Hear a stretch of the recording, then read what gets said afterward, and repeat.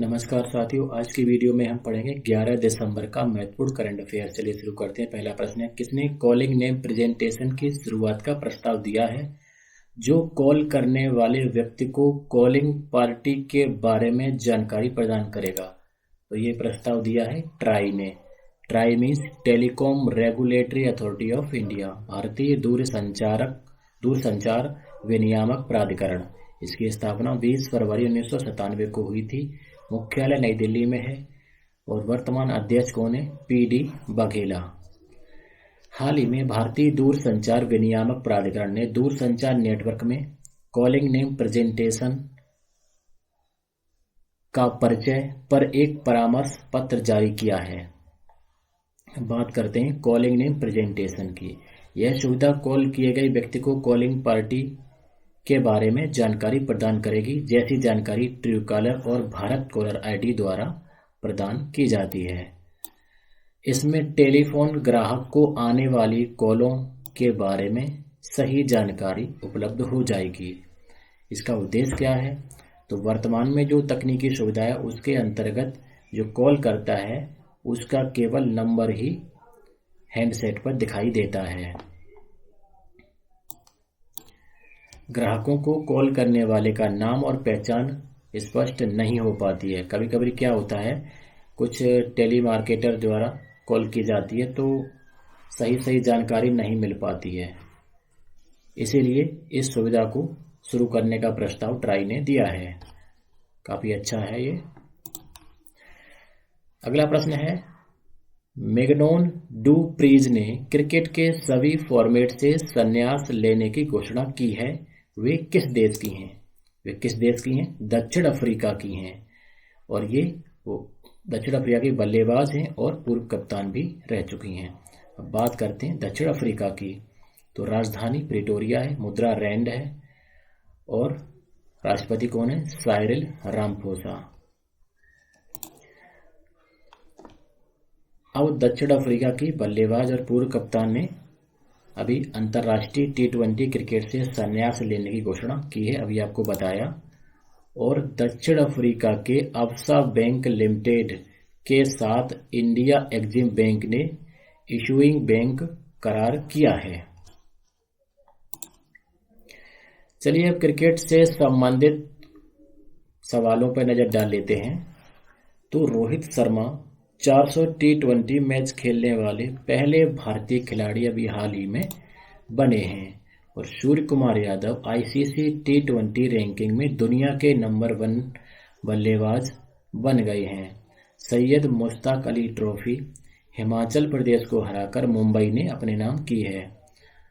और सूर्य कुमार यादव हाल ही में एक साल में 1000 T20 रन बनाने वाले पहले भारतीय खिलाड़ी बने हैं। और जेमिमा रोड्रिग्स, दीप्ति शर्मा, विराट कोहली अक्टूबर महीने के लिए इनको ICC player of the month चुना गया था। और हाल ही में मध्य प्रदेश ने मुंबई को हराकर रणजी ट्रॉफी अपने नाम की है। और ICC पुरुष T20 में शानदार प्रदर्शन के लिए इंग्लैंड के सैम करन को ICC पुरुष T20 विश्व कप 2022 में प्लेयर ऑफ द टूर्नामेंट चुना गया था। और वेस्ट इंडीज क्रिकेट टीम के खिलाड़ी किरोन पोलार्ड ने हाल ही में इंडियन प्रीमियर लीग से संन्यास लेने की घोषणा की है।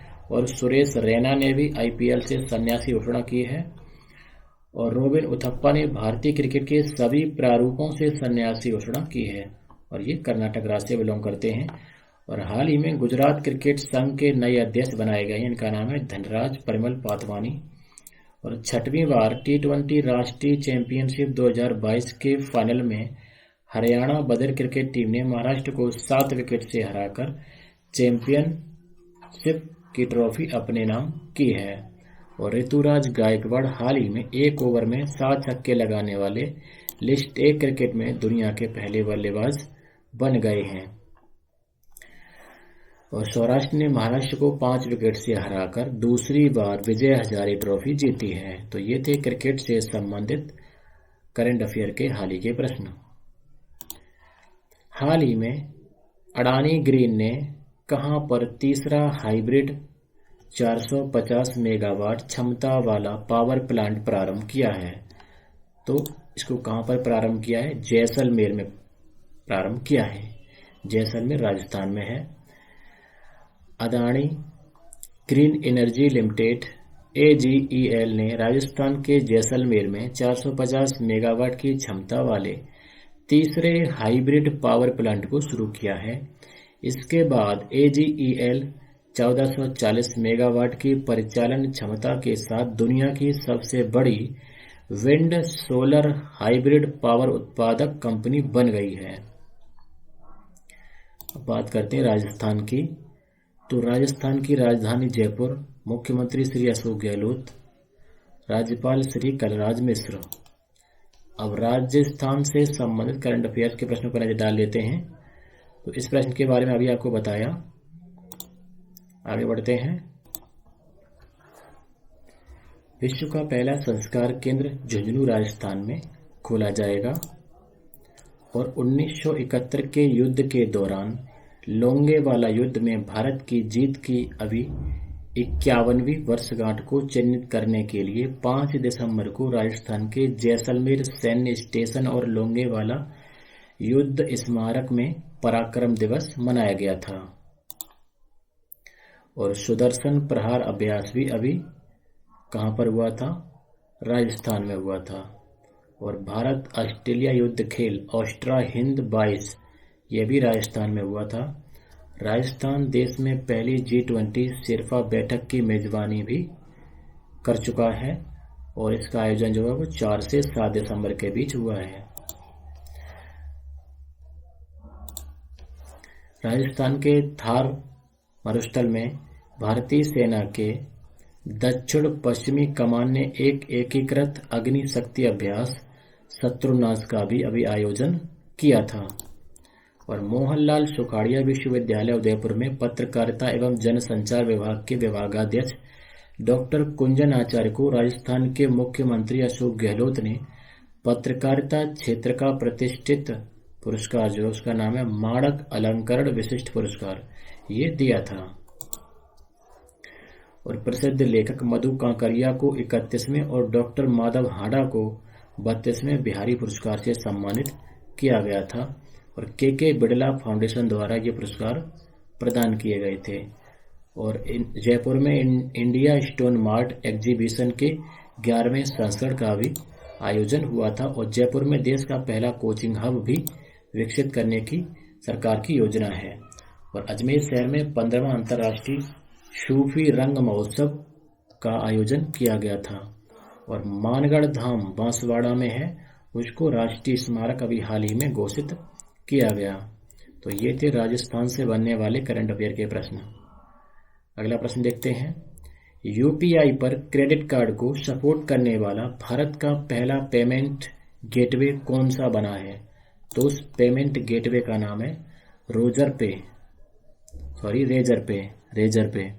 यूपीआई पर क्रेडिट कार्ड को सपोर्ट करने वाला रेजर पे भारत का पहला पेमेंट गेटवे बन गया है। इस सुविधा की मदद से ग्राहक अपने क्रेडिट कार्ड का बेहतर उपयोग कर सकेंगे। क्रेडिट कार्ड के यूपीआई से जोड़ने का मतलब है कि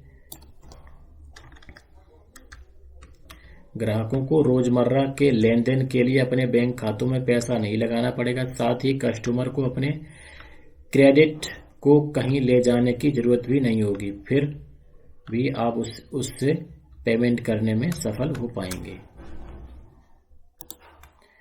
सोशल अल्फा और किसने हाल ही में स्पेस टेक इनोवेशन प्लेटफॉर्म स्थापित करने के लिए समझौता ज्ञापन पर हस्ताक्षर किए हैं? तो सोशल अल्फा और इसरो ने इस पर हाल ही में हस्ताक्षर किए हैं। सोशल अल्फा और भारतीय अंतरिक्ष अनुसंधान संस्थान इसरो ने हाल ही में स्पेस टेक इनोवेशन प्लेटफॉर्म स्थापित करने के लिए समझौता ज्ञापन पर हस्ताक्षर किए हैं। यह अंतरिक्ष उद्योग में स्टार्टअप और एसएमई के लिए अपनी नई तरह का एक सार्वजनिक निजी सहयोग है। बात करते हैं इसरो की। तो इसकी स्थापना 15 अगस्त 1969 को हुई थी। मुख्यालय बंगलौर कर्नाटक में है। वर्तमान चेयरमैन एस सोमनाथ जी हैं और इसरो का जो प्रक्षेपण केंद्र है वो कहाँ है? प्राथमिक प्रक्षेपण केंद्र सतीश धवन अंतरिक्ष केंद्र श्रीहरिकोटा, और ये कहाँ पर है? आंध्र प्रदेश में। और इसरो ने पृथ्वी अन्वेषण उपग्रह ओशन सेट और 8 नैनो उपग्रहों के साथ अभी PSLV C-54 का सफल प्रक्षेपण भी किया है। और हाल ही में साउथ कोरिया द्वारा पहली बार भारतीय परिवहन क्षेत्र में निवेश करने का समझौता भी किया गया है। आगे बढ़ते हैं। यूनिसेफ दिवस कब मनाया जाता है? तो ये हर साल 11 दिसंबर को मनाया जाता है। 11 दिसंबर को विश्व स्तर पर यूनिसेफ दिवस मनाया जाता है। दुनिया भर के बच्चों एवं किशोरों की स्वास्थ्य शिक्षा, उनके अधिकारों और जीवन की रक्षा के उद्देश्य से यह दिवस मनाया जाता है। यूनिसेफ दिवस मनाने का खास उद्देश्य बच्चों के जीवन को बचाना, उनके अधिकारों की रक्षा करना एवं उनके बचपन को बेहतर बनाने के उद्देश्य से इस दिन की शुरुआत की गई थी। इस बार जो उसकी थीम है वो क्या है? Inclusion for every child, improving children's welfare. अब बात करते हैं यूनिसेफ की, तो इसकी फुल फॉर्म होती है United Nations International Children's Emergency Fund. Hindi में कहते हैं संयुक्त राष्ट्र बाल आपात कोष। इसकी स्थापना 11 दिसंबर 1946 को हुई थी। मुख्यालय कहाँ है? न्यूयॉर्क में है। इसके जो वर्तमान हेड हैं वो कौन है? Catherine M Russell. Catherine M Russell. अब ये 11 दिसंबर को मनाया गया है, तो दिसंबर से संबंधित जो दिवस हैं उन पर नजर डाल लेते हैं। तो 1 दिसंबर को विश्व एड्स दिवस मनाया गया। इसकी थीम थी इक्वलाइज, मतलब समानता। 2 दिसंबर को राष्ट्रीय प्रदूषण नियंत्रण दिवस, विश्व कंप्यूटर साक्षरता दिवस मनाया गया। 3 दिसंबर को विश्व विकलांगता दिवस, 4 को नौसेना दिवस, 5 को अंतर्राष्ट्रीय स्वयंसेवक दिवस। इसकी थीम रही थी सॉलिडरिटी थ्रू वॉलंटियरिंग। 5 दिसंबर को विश्व मृदा दिवस मनाया गया। इसकी थीम रही सॉइल्स वेयर फूड बिगिंस, अर्थात मृदा जहां भोजन शुरू होता है। 7 को सशस्त्र सेना झंडा दिवस। 9 को अंतर्राष्ट्रीय भ्रष्टाचार विरोधी दिवस। इसकी थीम रही रिकवरी विद इंटीग्रिटी। 10 को अंतर्राष्ट्रीय मानवाधिकार दिवस। इसकी थीम रही डिग्निटी, फ्रीडम और जस्टिस फॉर ऑल। और 11 दिसंबर को क्या मनाया जा रहा है? विश्व स्तर पर यूनिसेफ दिवस। इसकी थीम है inclusion for every child, improving children's welfare. 14 को राष्ट्रीय ऊर्जा संरक्षण दिवस और विश्व बंदर दिवस मनाया जाएगा। 15 को अंतर्राष्ट्रीय चाय दिवस। 16 को राष्ट्रीय विजय दिवस। 19 को गोवा मुक्ति दिवस। 20 को अंतर्राष्ट्रीय मानव एकता दिवस। 22 को राष्ट्रीय गणित दिवस। 23 को राष्ट्रीय किसान दिवस। 27 को साहिबजादा दिवस मनाया जाएगा। तो ये थे दिसंबर से संबंधित महत्वपूर्ण दिवस। किस शब्द को यहाँ पर थोड़ी त्रुटि हो गई है। किस शब्द को 2022 के लिए Oxford word of the year चुना गया है? तो किस शब्द ने जो है Oxford word of the year का खिताब जीता है? तो ये शब्द कौन सा बना है? इसका नाम है goblin mode. Goblin mode Oxford द्वारा 2022 का वर्ड ऑफ द ईयर घोषित किया गया है। गॉबलिन शब्द जो है वो इंग्लैंड, स्कॉटलैंड और आयरलैंड की लोक कथाओं में पाया जाता है। इसका इस्तेमाल सभी प्रकार की बुरी और दुष्ट आत्माओं के लिए किया जाता रहा है। लेकिन गॉबलिन मोड दरअसल एक स्लैंग शब्द है। यह ऐसे लोगों के लिए प्रयोग किया जाता है जो समाज और लोगों की परवाह किए बिना अपनी मनमानी करते हैं। पहली बार यह शब्द 2009 में ट्विटर पर सामने आया था, लेकिन इसी साल फरवरी में एक फेक न्यूज के ट्वीट होने के बाद यह वायरल हो गया। केंद्रीय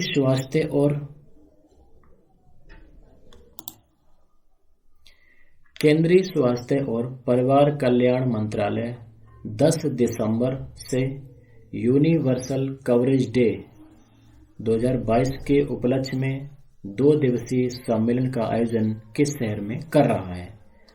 तो ये कहाँ पर हो रहा है? वाराणसी में इसका आयोजन हो रहा है।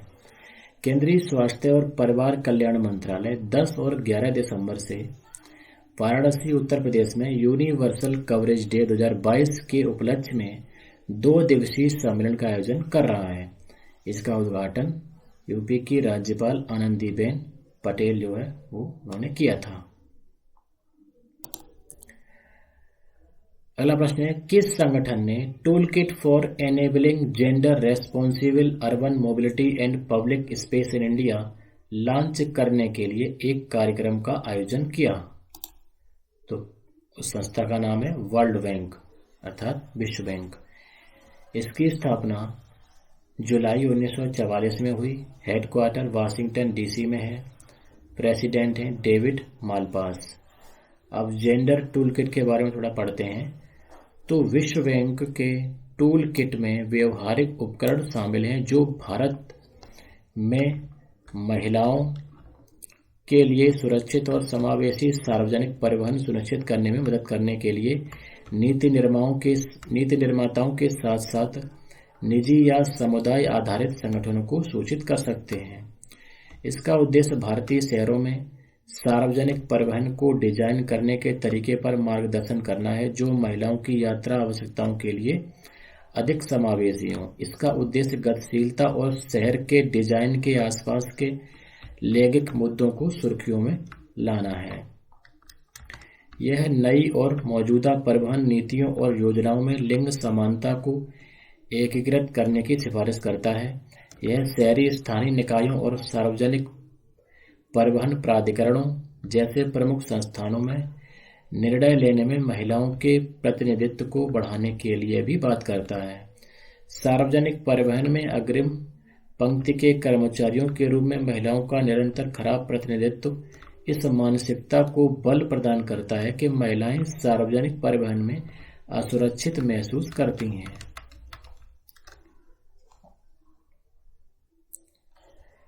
अगला प्रश्न देखते हैं, एंटी माइक्रोबियल प्रतिरोध पर कौन सा वैश्विक उच्च स्तरीय सम्मेलन हाल ही में ओमान में आयोजित किया गया? तो ये तीसरा जो है इसका उच्च स्तरीय सम्मेलन था। एंटी माइक्रोबियल प्रतिरोध पर हाल ही में तीसरा वैश्विक उच्च स्तरीय सम्मेलन ओमान में आयोजित किया गया। इसका उद्देश्य 2030 सतत विकास लक्ष्यों को प्राप्त करने के लिए रोगाणुरोधी प्रतिरोध पर एक स्वास्थ्य कार्रवाई में तेजी लाना है। इस वर्ष के लिए इसकी जो थीम है, विषय है, वो क्या है? The AMR from policy to one health action. अब बात करते हैं ओमान की। तो ओमान की राजधानी और सबसे बड़ा नगर कौन सा है? मस्कट। सुल्तान कौन है? हैथम बिन तारिक अल सईद। और क्राउन प्रिंस कौन है? थयाजिन बिन हैथम।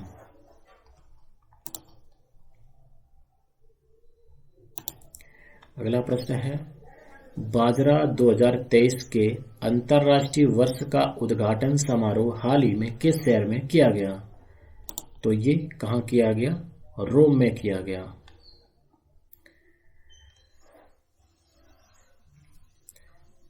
अब बात करते हैं खाद्य और कृषि संगठन की। तो इसकी स्थापना 16 अक्टूबर 1945 को क्यूबेक सिटी कनाडा में हुई थी। इसका मुख्यालय रोम इटली में है। अध्यक्ष चू डोंगियो हैं। संयुक्त राष्ट्र के खाद्य और कृषि संगठन ने हाल ही में रोम इटली में अंतर्राष्ट्रीय बाजरा वर्ष 2023 का अंतर्राष्ट्रीय वर्ष का उद्घाटन समारोह का आयोजन किया है। उद्घाटन समारोह में कृषि और किसान कल्याण राज्य मंत्री सुश्री शोभा करंदलाजे के नेतृत्व में एक भारतीय प्रतिनिधिमंडल उपस्थित था। अब बात करते हैं इटली की। तो राजधानी कहाँ है? रोम। मुद्रा है यूरो। प्रधानमंत्री कौन है? Giorgia Meloni. और राष्ट्रपति सर्जियो मैट्रेला।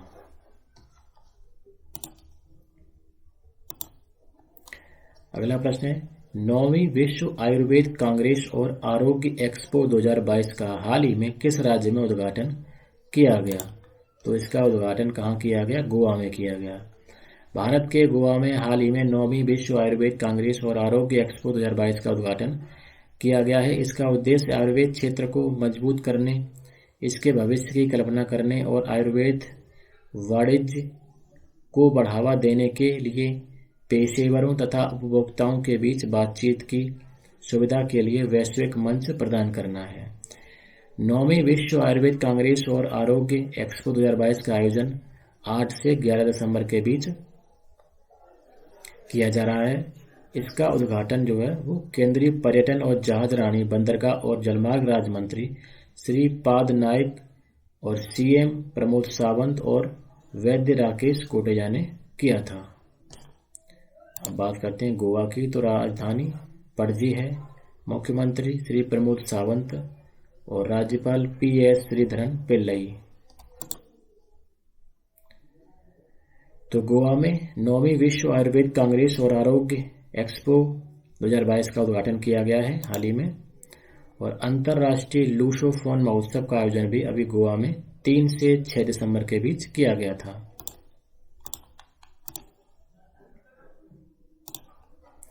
निम्न में से किस देश में भारतीय मूल की विज्ञान शिक्षिका वीना नायर को प्रधानमंत्री पुरस्कार से सम्मानित किया गया है?